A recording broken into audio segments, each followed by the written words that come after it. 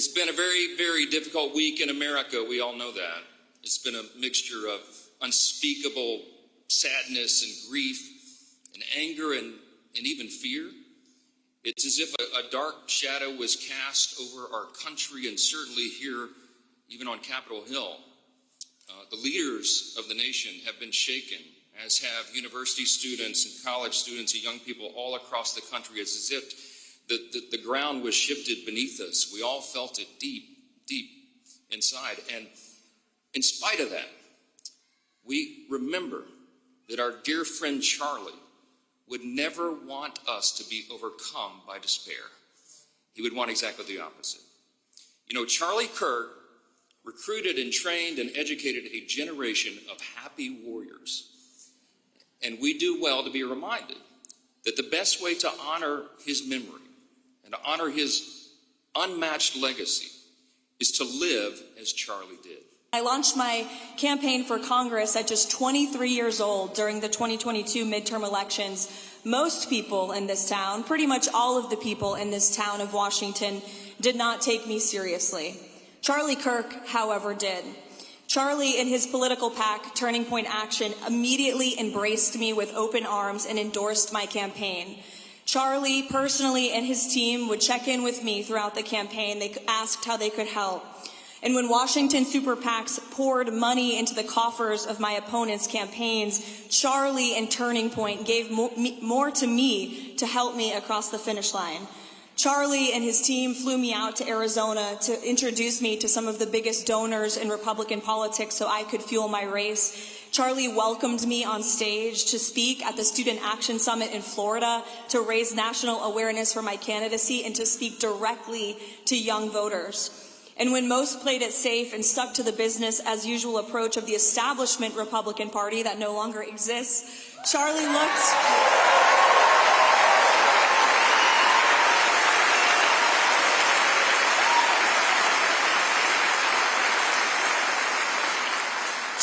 looked for the outsiders, the up-and-coming truth tellers with new ideas who weren't afraid to challenge the status quo.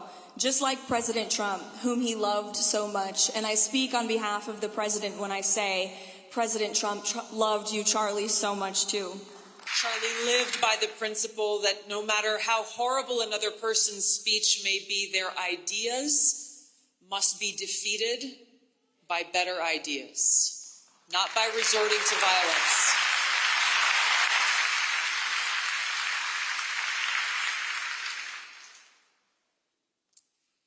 Charlie was killed on September 10th.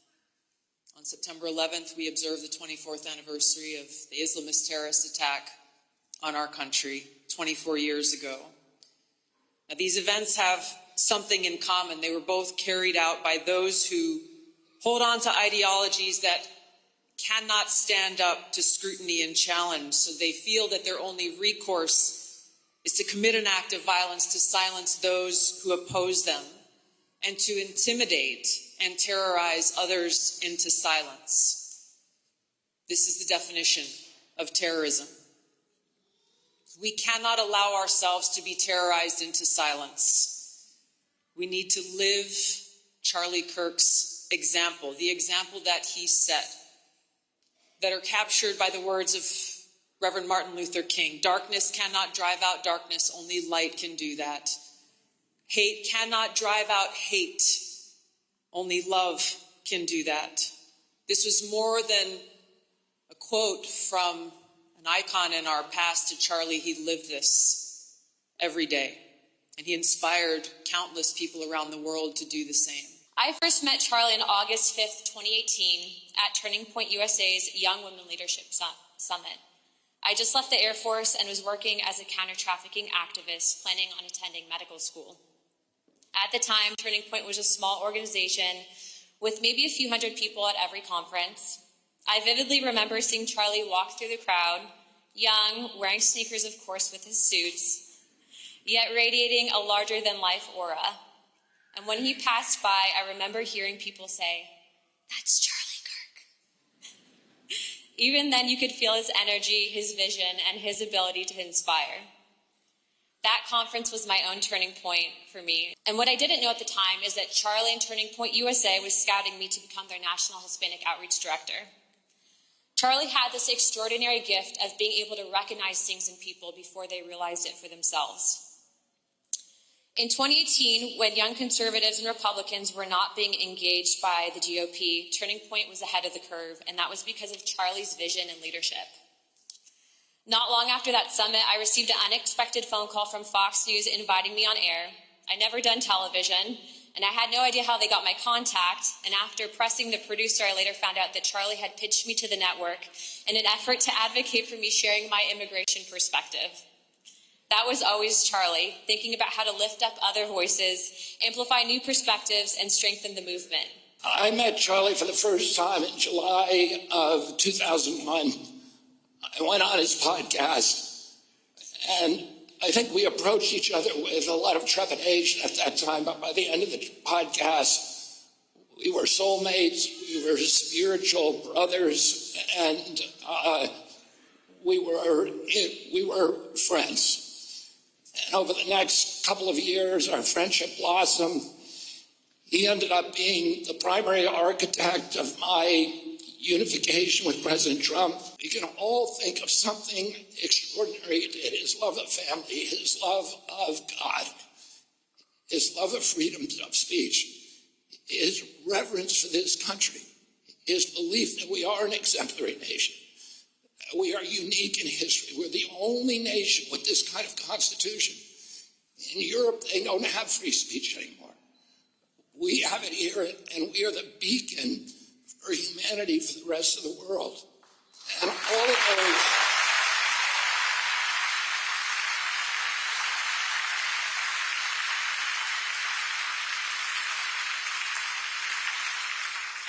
all of those visions, his vision, his mission to preserve those things, his kindness in talking to people with whom he disagreed, are all things that we need to learn and we need to integrate into our own lives. Charlie Kirk came to my house several years ago with Erica. They had just gotten married. I remember asking him about their beautiful wedding rings that were they were made specifically for them, matching rings. Although I will say Erica had a beautiful cascade of diamonds around hers. Charlie, good job. You did a good job with that.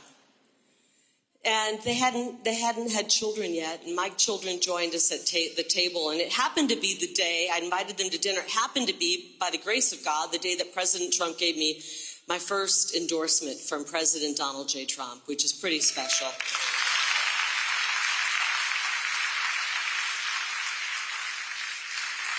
Which, by the way, thank you, Charlie, for helping us make sure President Trump won this time. We got to give him some thanks for that. Charlie's 25 years younger than me. I'm not going to have you do the math. Please do not do the math. If I catch one of you with a calculator on your phone right now, I'm going to have the security guards take your phone. 25 years younger than me, and I was so excited through dinner, I kept saying, I got the endorsement, Charlie. And he finally said, stop. Enough celebrating. Let's make the next plan. What's the next step? And for 2.5 hours, Charlie gave me the best political advice of anybody in the world. I mean, better political advice than you could get from anybody who had 60 years on him. This is a battle between good and evil. I wish we could compromise, but you can't compromise with evil. You can't compromise with evil.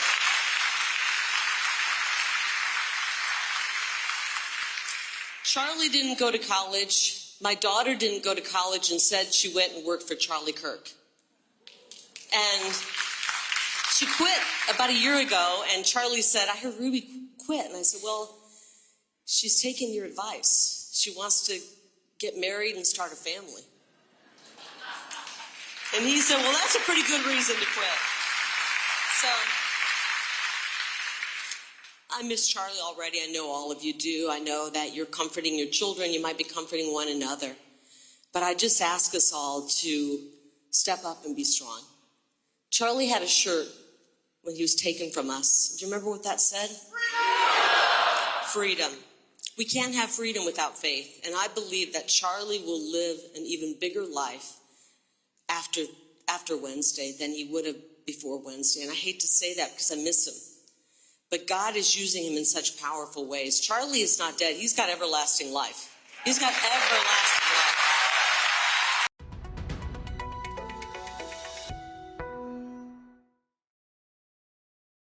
Thank you for watching. Subscribe below and download our NewsNation app right now on your phone, and you will get fact-based, unbiased news for all Americans.